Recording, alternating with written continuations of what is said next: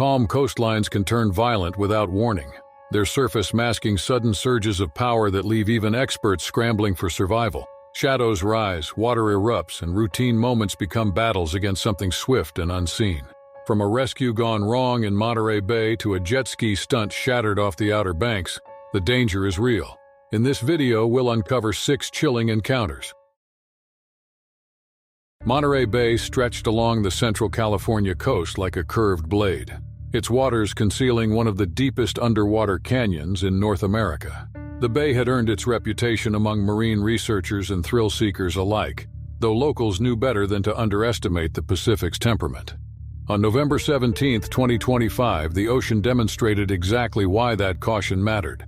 The morning had started with deceptive calm. Arden Vega, a 31-year-old rescue swimmer with the United States Coast Guard, had been stationed at the bay for 3 years.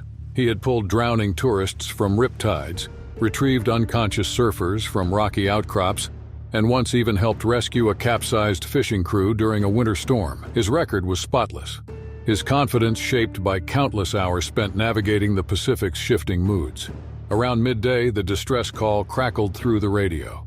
2 marine biology students from a nearby university had been conducting kelp forest research when their small research craft flipped in unexpectedly rough conditions near the canyon edge. The students, both in their early 20s, were clinging to the overturned hull as waves crashed over them repeatedly. The situation was urgent but routine enough that Arden felt no particular dread as the Coast Guard helicopter thundered toward the coordinates. Gray waves churned below as the helicopter hovered above the scene. Arden could see the 2 students gripping the white fiberglass hull, their faces pale with cold and exhaustion. His teammate, Cassian Ortiz, would manage the winch and provide support from above while Arden executed the water rescue. The moment Arden hit the water, he knew the conditions were worse than they had appeared from the air. The temperature shocked his system despite the wetsuit, and the current pulled at him with surprising strength. Long strands of kelp coiled around his legs like living ropes, forcing him to kick harder than usual. Each stroke forward felt like swimming through syrup. The students were perhaps 30 meters away, but the distance might as well have been a kilometer. Arden fought his way closer, his breathing controlled despite the effort. Above him, Cassian tracked his progress, ready to lower the rescue basket once Arden reached the victims. The plan was simple: secure the students first, get them into the basket, then follow them up. Plans, however, rarely survived contact with the Pacific. The first thing Arden noticed was the sudden change in the students' expressions. Terror replaced exhaustion. One of them pointed behind Arden, his mouth open in what was probably a scream, though the sound was lost in the wind and waves. Arden twisted in the water, kelp still tangled around his legs, and saw the shadow rising from the depths. The great white shark was massive, easily 15 feet long, its body a torpedo of muscle and predatory evolution. It moved with terrifying speed, closing the distance in seconds. Arden barely had time to register its presence before he felt the impact. The shark's teeth clamped onto his right thigh with crushing force. Pain exploded through his leg as the predator thrashed, dragging him under the surface. Arden's training kicked in through the agony. He did not thrash wildly or scream. Instead, he tried to strike at the shark's sensitive nose and gills, but the water resistance and his awkward position made his blows weak and ineffective. The shark released him for a moment, and Arden surged toward the surface, gasping for air. His thigh screamed with pain, and he could feel blood pulsing from the wound. The water around him darkened with red clouds, masking his movements but also potentially attracting the predator again. He did not get far. The shark returned with renewed aggression, striking from below. This time its jaws caught his torso, teeth tearing through the wetsuit like paper. Arden felt ribs crack under the pressure, felt the teeth puncture his lung. His shoulder scraped against jagged rocks hidden beneath the surface as the shark's momentum carried them both toward the reef. The pain was beyond anything he had experienced, a white-hot explosion that threatened to shut down his consciousness entirely. Above the water, Cassian saw the blood and immediately understood the situation. He grabbed the emergency acoustic device, a tool designed to emit sounds that disoriented sharks, and activated it. The high-frequency pulses rippled through the water. The shark, perhaps confused by the unfamiliar sound, released Arden and retreated into the deeper water. It did not disappear entirely but circled at a distance, its dark form visible just below the surface. Arden floated on his back, his vision blurring. His left leg was fractured, he was certain of that. His torso felt like it had been shredded by razor blades. Each breath sent fresh agony through his punctured lung. The cold water that had been merely uncomfortable now felt like it was freezing his blood in his veins. But the students were still there, still clinging to the overturned craft, and they were his responsibility. Arden forced his body to move. He kicked weakly with his good leg, pulling himself through the water with his arms. Every movement was torture. Every wave that crashed over him threatened to be the one that finally pulled him under for good. The students reached out to him, their hands grabbing his arms, trying to help pull him toward the hull. Together, the three of them clung to the overturned craft. Cassian worked frantically above, lowering the rescue basket while keeping the acoustic device active to discourage the shark from returning. The waves seemed determined to separate them, slamming into the hull and threatening to tear their grips loose. The students, terrified but functional, helped maneuver Arden into the basket first. His injuries were clearly the most severe. As the winch lifted him toward the helicopter, Arden drifted in and out of consciousness, barely aware of the second and third trips Cassian made to retrieve the students. By the time the helicopter landed at the hospital, Arden had lost significant blood. The medical team rushed him into emergency surgery, working to repair the damage to his leg, torso, and lung. The students, shaken but physically unharmed beyond minor hypothermia, gave their statements to Coast Guard officials and local authorities. Arden Vega survived. The recovery was long and painful, involving multiple surgeries and months of physical therapy. His left leg would never be quite the same, and the scars across his torso served as permanent reminders of his encounter with an apex predator. He would not return to active rescue duty, though he eventually took a position training new Coast Guard swimmers. The attack sparked renewed discussions about shark activity in Monterey Bay and safety protocols for rescue operations in known feeding areas. Marine biologists noted that great white populations had been increasing in the region, drawn by recovering seal colonies. The students whose lives Arden had saved despite his injuries attended his first day back at the Coast Guard station. A quiet thank you that needed no words. The bay continued its rhythms, indifferent to human drama, its depths concealing the same dangers they always had. The Neptune Islands sat roughly 70 kilometers southeast of Port Lincoln in South Australia, a cluster of rocky outcrops that had become synonymous with shark cage diving. The waters surrounding these islands were known for their great white shark populations, though other species occasionally appeared in the area. The diving industry had flourished there for decades, built on the promise of safely observing apex predators in their natural habitat. March 8, 2023, would challenge that promise in the worst possible way. Jared Kepler had made a career out of photographing marine life. At 42 years old, the American photographer had published work in numerous nature magazines and documentary films. His portfolio included everything from colorful reef fish to massive whale sharks. But he had a particular fascination with predatory species. He had arranged this expedition specifically to capture footage of tiger sharks, which were less common in these waters but had been spotted with increasing frequency over the past few months. The morning conditions were less than ideal. A recent storm had stirred up sediment from the ocean floor, reducing visibility to perhaps 3 meters at best. The dive operator had considered postponing, but Jared had already extended his stay in Australia twice and insisted on proceeding. The crew reluctantly agreed, noting that several tiger sharks had been circling the area for the past 2 days, drawn by a seal carcass that had drifted near the dive site. Jared descended in the standard aluminum cage, his underwater camera system mounted and ready. 2 other divers remained on the surface, managing the boat and monitoring the cage's position. The water was murky green, with particles suspended in every direction, making it difficult to see more than a few feet ahead. Jared could hear the distinctive sound of his own breathing through the regulator, steady and controlled. The first tiger shark appeared within minutes, its distinctive stripes visible even through the clouded water. It was large, perhaps 12 feet long, and moved with the characteristic slow, methodical swimming pattern of its species. Jared began filming, capturing the shark as it investigated the cage with apparent curiosity.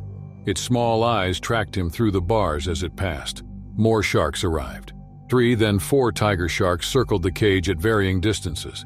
Their behavior seemed more aggressive than usual, likely influenced by the seal carcass decomposing somewhere nearby. One particularly massive specimen, easily 14 feet in length, began making closer passes. It would approach the cage, examine it closely, then drift back into the murky water before reappearing from a different angle. Then it rammed the cage. The impact sent vibrations through the metal frame and knocked Jared against the bars. His camera nearly slipped from his grip. He steadied himself, assuming the collision had been accidental, a miscalculation by the shark and the poor visibility. He shifted position to better stabilize his equipment, moving toward the opposite side of the cage. The shark struck again, this time with clear intent. The aluminum bars bent inward from the force. Jared saw immediately that one section of the cage had been weakened, likely from previous wear and impacts over countless dives. The bars that should have been secure were now separated by a gap several inches wider than safety standards allowed. The massive tiger shark, whether through instinct or opportunity, targeted that weakened section. Its powerful body forced its way through, the bars bending further under the pressure. Jared tried to retreat to the far corner of the cage, but there was nowhere to go. The confined space that was meant to protect him had become a trap. The shark's jaws clamped onto his shoulder and upper torso with crushing force. Tiger sharks possessed some of the strongest bite forces among shark species, their teeth designed to crack through turtle shells and thick-boned prey. Jared's wetsuit and flesh offered no meaningful resistance. The teeth tore through muscle and scraped against bone as the shark thrashed within the now compromised cage. The two divers on the surface saw the water darken with blood. They immediately began emergency procedures, shouting to additional crew members and attempting to raise the cage rapidly. One diver grabbed a long pole and thrust it into the water, trying desperately to distract or dislodge the shark. The efforts were largely futile. The shark continued its attack for several more seconds before finally withdrawing through the gap it had created and disappearing into the murky depths. The cage breached the surface within 90 seconds of the initial attack. Jared was barely conscious, his breathing shallow and irregular. Blood poured from the massive wounds across his shoulder and torso. The crew pulled him from the cage and onto the boat deck, immediately applying pressure to the injuries and calling for emergency evacuation. The nearest hospital was over an hour away by boat, and helicopter evacuation would take time to coordinate. Despite their efforts, Jared Kepler succumbed to massive blood loss before medical evacuation could arrive. The crew, traumatized and covered in his blood, made the grim journey back to Port Lincoln with his body.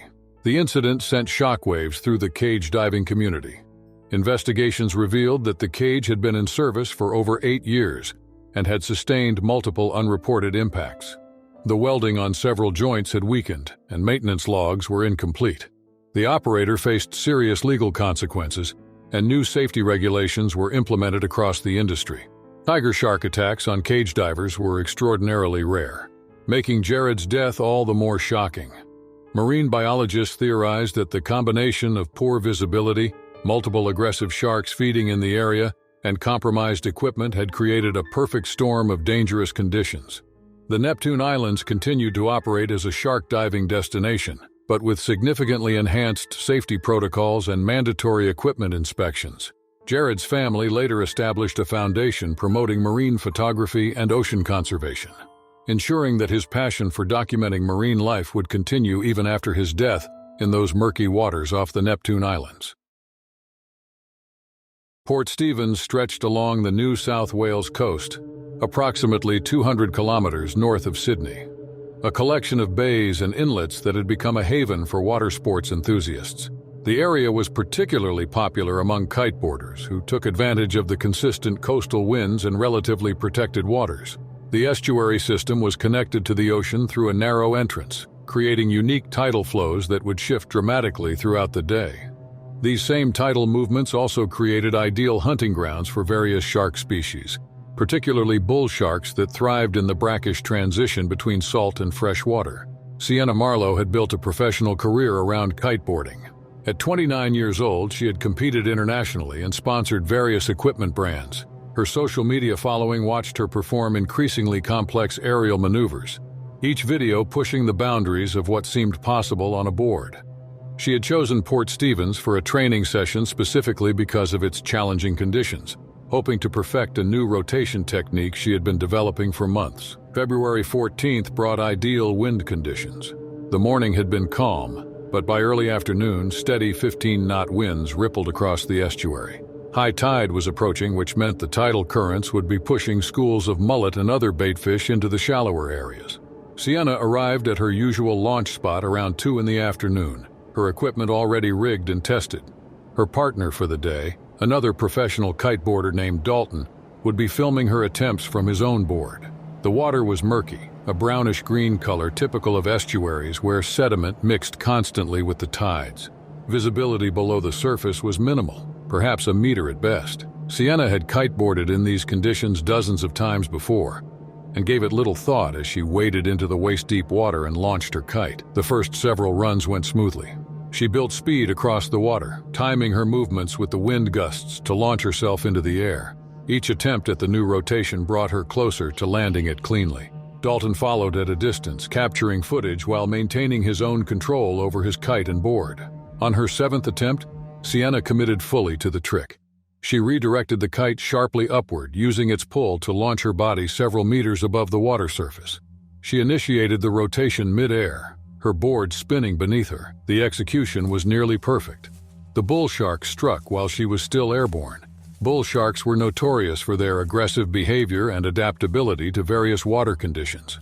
This particular specimen, estimated later to be around 8 feet long, had been hunting in the shallow estuary waters, following a school of mullet that the tidal currents had pushed into the area. The splashing and vibrations from Sienna's repeated launches and landings had likely attracted its attention over the course of her session. The shark launched itself partially out of the water, its jaws clamping onto Sienna's right thigh just as she was completing her rotation. The impact and sudden weight yanked her violently downward, far faster than gravity alone would have pulled her. Her board detached, and the kite above her jerked chaotically as she plunged into the murky water with the shark still attached to her leg. Pain exploded through her thigh as the teeth sank deeper. She felt the serrated edges sawing through muscle and tissue. Underwater, disoriented and unable to see through the sediment-clouded water, Sienna could only feel the massive body of the shark thrashing against her. She tried to kick with her free leg, tried to push away from the animal, but the pain and shock made coordinated movement nearly impossible. Dalton saw the attack from his position about 30 meters away. He immediately redirected his kite, fighting to control it while moving towards Sienna's last position. The kite lines above Sienna were still connected to her harness, and they were pulling erratically as she struggled underwater. Dalton reached the area within seconds and began deliberately crashing his own kite into the water near where he estimated the shark to be, creating splashes and disturbances that might interrupt the attack. The technique worked, at least partially. The shark released its grip on Sienna's thigh but immediately struck again as she tried to surface, its teeth raking across her left forearm. This second bite was less committed, perhaps a reaction to the confusion caused by Dalton's interference and the tangled kite lines. The shark held on for only a moment before releasing and disappearing back into the brown water. Sienna breached the surface, gasping and screaming. Blood poured from the deep punctures in her thigh, mixing with the estuary water. Her forearm had multiple lacerations, though these were less severe than the leg injury. Dalton reached her quickly, abandoning his own equipment to support her in the water. He immediately signaled toward the shore where several other kiteboarders and beachgoers had witnessed the attack. The response was rapid. 2 men on jet skis who had been riding in a different section of the estuary reached Sienna and Dalton within minutes. They pulled Sienna onto one of the jet skis, her blood now streaming across the machine's hull. The ride back to shore took less than 3 minutes, but Sienna felt consciousness slipping with each passing second. The pain had become a distant thing, replaced by a cold numbness that spread through her body. Emergency services had already been called by witnesses on the beach. Paramedics met them at the shoreline and immediately began trauma care. Pressure dressings were applied to both the thigh and forearm wounds. An ambulance transported her to the nearest hospital, where surgeons worked to repair the extensive muscle damage and control internal bleeding. Sienna Marlowe survived the attack, though her recovery took months. The injuries to her thigh were severe enough that doctors initially questioned whether she would regain full mobility in that leg.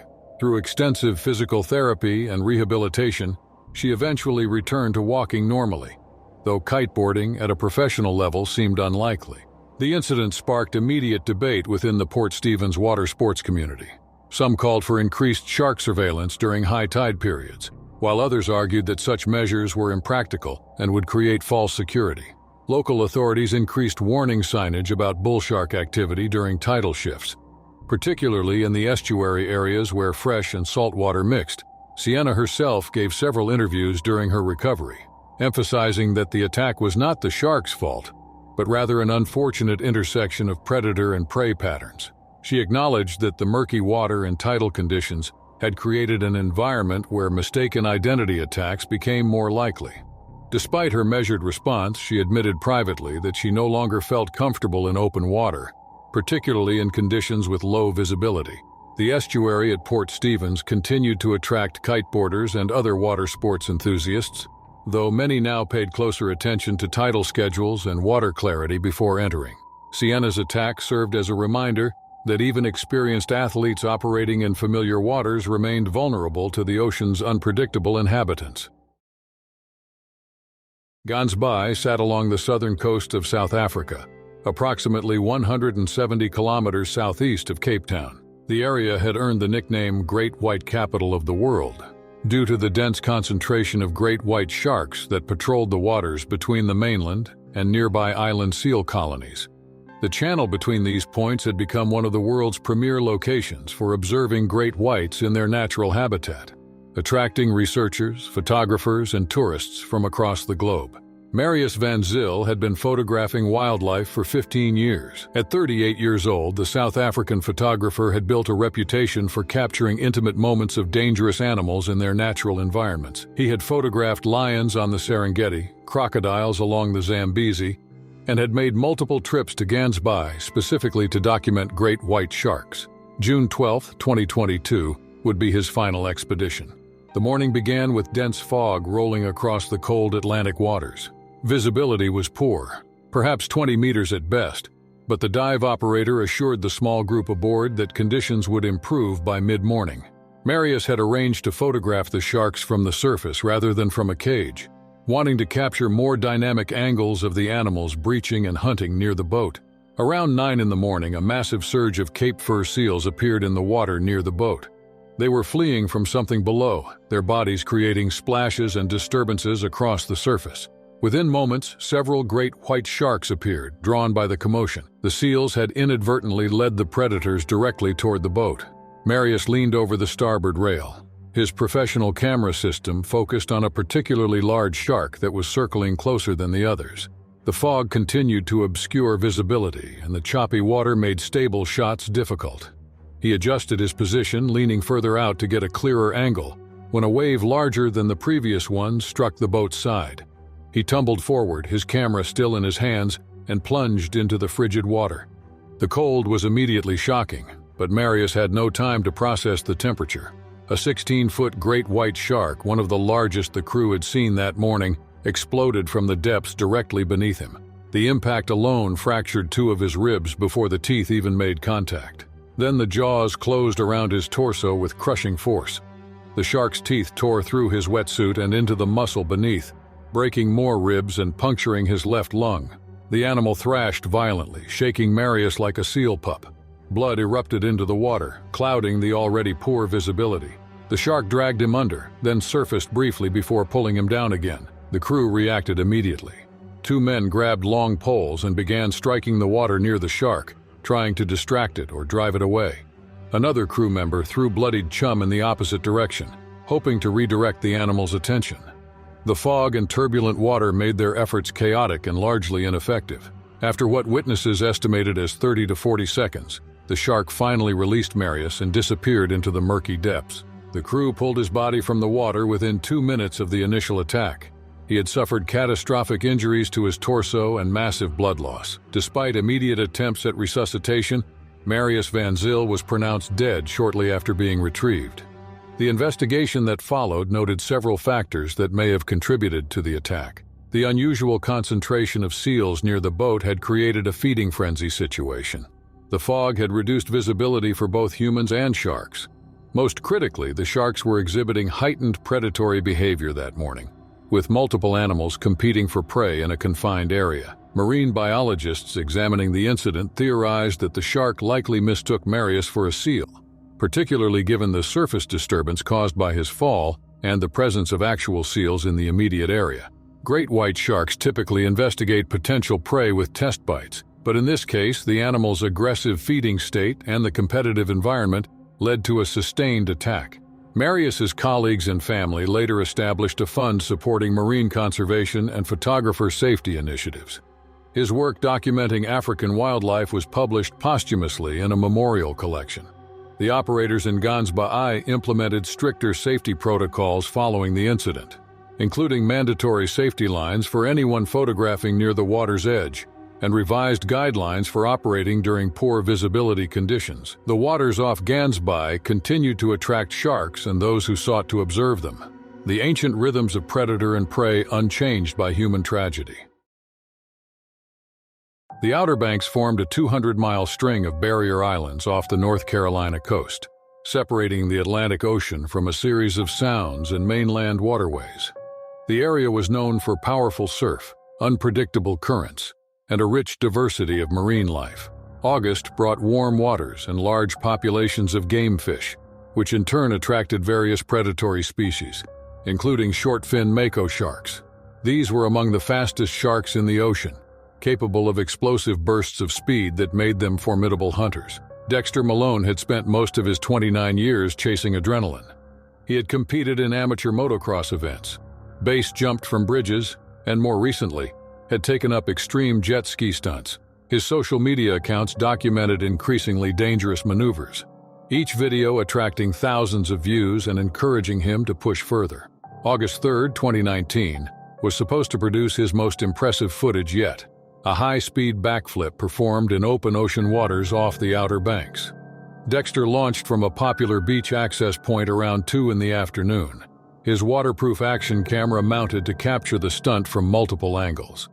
The ocean conditions were rough, with 3 to 4 foot waves rolling in from the southeast. Several of his friends followed on their own watercraft, positioned to film from different perspectives and provide safety backup if something went wrong with the stunt itself. He spent 20 minutes building speed and testing approaches, getting a feel for the wave patterns and timing. Approximately half a mile offshore, he noticed considerable surface activity in the water. A large school of bluefish was feeding aggressively, their bodies breaking the surface as they pursued smaller baitfish. The disturbance created an impressive visual backdrop, and Dexter decided to perform his backflip near the feeding frenzy for added dramatic effect. He accelerated hard, the jet ski's engine screaming as he built speed across the choppy surface. At precisely the right moment, he pulled back sharply on the handlebars and shifted his weight, launching the 600-pound machine and himself into the air. The jet ski rotated backward, achieving nearly a full flip. The short-fin mako shark breached simultaneously from beneath the surface. Mako sharks were known for their spectacular leaps, often launching themselves completely out of the water while hunting.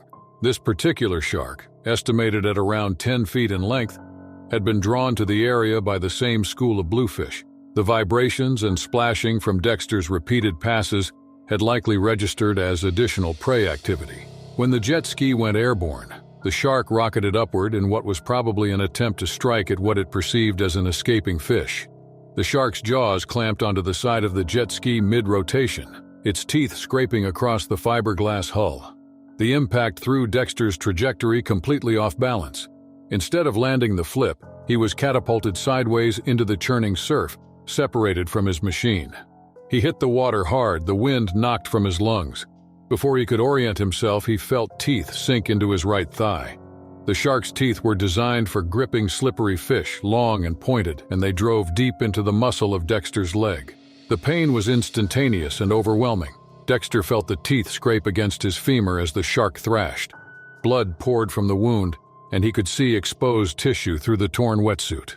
His leg felt like it was being twisted off his body. Adrenaline overrode conscious thought. Dexter began striking at the shark with his fists, hitting whatever he could reach. The blows were largely ineffective against the animal's tough skin, but the movement and resistance may have confused it. Waves continued to slam both human and shark against the overturned jet ski, which had landed upside down nearby. Dexter's friends converged on the scene within seconds. 2 of them threw floating debris and life jackets into the water near the shark, creating additional distractions. A third rider positioned his jet ski between Dexter and where the shark had last been visible, though the murky, blood-stained water made tracking the animal nearly impossible. The shark released Dexter's leg and disappeared beneath the surface. He immediately grabbed onto the overturned jet ski's handlebars, his hands slipping on the wet metal as waves continued to batter him. His vision was tunneling, the edges going dark. He knew he was losing blood fast and that staying conscious was critical. His friends pulled him onto one of their jet skis within minutes of the attack ending. The ride back to shore was agonizing, every wave impact sending fresh bolts of pain through his shattered leg. Emergency services met them at the beach and Dexter was airlifted to a trauma center. Surgeons worked for hours to repair the damage. The shark had torn through major muscle groups and the femur had multiple fractures. Dexter survived but faced a recovery measured in years rather than months. The stunt that was supposed to launch his career instead ended it, leaving him with permanent mobility limitations and a drastically revised perspective on risk. Local authorities used the incident to reinforce warnings about high-speed water sports in areas with active fish feeding, noting that the combination of vibrations, splashing, and proximity to prey species created conditions where shark encounters became more likely. The Bay of Islands spreads across the northeastern coast of New Zealand's North Island, a complex system of inlets, peninsulas, and over 140 islands. The area had been a sailing destination for decades, offering sheltered waters and challenging open ocean conditions depending on the route chosen. Local sailing clubs organized regular regattas that attracted both amateur and experienced sailors from across the country. January typically brought ideal summer conditions, though the weather could shift rapidly and without warning. Eamon Hughes had been sailing competitively for 12 years.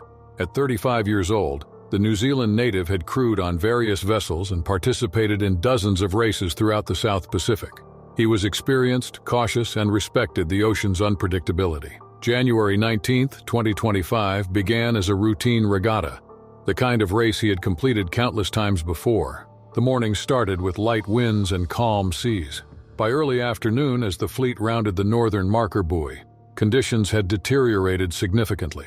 Dark clouds rolled in from the east, and wind gusts began hitting the sails in irregular bursts. Eamon's crew worked efficiently to adjust their rigging and maintain course, but the weather continued to worsen. Around 3 in the afternoon, a particularly violent gust struck their mainsail. The boom swung wildly across the deck, and the entire vessel heeled sharply to port. Eamon, who had been adjusting a line near the rail, was caught off balance. He grabbed for the safety rail, but his grip failed. He tumbled over the side and into the churning water. The cold shocked his system despite the summer season. New Zealand's coastal waters rarely warm significantly, and the current conditions made the temperature feel even colder. Salt water stung his eyes as waves crashed over his head repeatedly. He could hear his crew members shouting above, see them scrambling to deploy rescue equipment. But the wind and waves made communication nearly impossible. Eamon tried to stay calm, tried to conserve energy and maintain his position relative to the boat. His life vest kept him afloat, but the waves kept slamming him sideways, disorienting him. He could feel panic beginning to creep into his chest, could feel his arms starting to thrash more frantically than they should. Suddenly, a bronze whaler shark struck from below. Bronze whalers were common in New Zealand waters, typically feeding on fish and squid. This particular shark, approximately 8 feet long, had likely been following the boat's wake, investigating the disturbances in the water. Eamon's thrashing movements and the boat's motion combined to trigger a predatory response. The teeth sank into Eamon's left shoulder, tearing through the fabric of his sailing jacket and into the muscle beneath. Pain exploded across his upper body as the shark's jaws clamped down and shook violently. He felt tendons tear, felt bones grinding under the pressure. Blood erupted from the wound, spreading quickly through the turbulent water. Above him, crew members saw the blood and immediately understood what was happening. 2 men grabbed paddles and began striking the water near Eamon's position. Another threw a rope with a flotation ring attached, the line falling short initially but landing within reach on the second attempt. A 4th crew member had already engaged the engine and was maneuvering the boat closer despite the difficult conditions. The shark released its grip after what felt like minutes but was likely only 10 to 15 seconds. It disappeared into the dark water as quickly as it had appeared. Eamon, barely conscious from shock and pain, managed to grab the floating rope. His left arm was nearly useless, hanging limply at his side. He used his right arm to maintain his grip while the crew began hauling him toward the boat. The waves continued to slam him against the hull as they pulled him closer. Each impact sent fresh waves of agony through his injured shoulder. Finally, multiple hands grabbed him and hauled his body up and over the rail. He collapsed onto the deck, blood pooling beneath him. The crew immediately radioed for emergency assistance and began first aid. Pressure was applied to the shoulder wound, and Eamon was kept conscious through constant communication. The nearest hospital was 30 minutes away by boat, and a helicopter evacuation was coordinated to meet them at a closer marina. Eamon Hughes survived the attack, but sustained extensive damage to his shoulder. Multiple surgeries were required to repair torn muscles and ligaments. 2 ribs had been fractured during the attack or the subsequent impacts against the hull. His recovery took nearly a year, and while he eventually regained most function in his left arm, he never returned to competitive sailing. The incident prompted discussions within New Zealand sailing communities about overboard protocols and shark awareness, though most acknowledged that such attacks remained extremely rare. The Bay of Islands continued to host regular regattas, and Eamon occasionally attended as a spectator, watching from the safety of shore as others navigated the waters that had nearly claimed his life. To this day, Eamon says the worst part wasn't the shark strike. It was the helplessness of drifting alone in violent seas. The Bay of Islands hasn't changed, but his relationship with the water never returned to what it once was. Some sailors still mention his story during safety briefings, not as a tale of fear, but as a reminder of how quickly the ocean can turn routine into survival.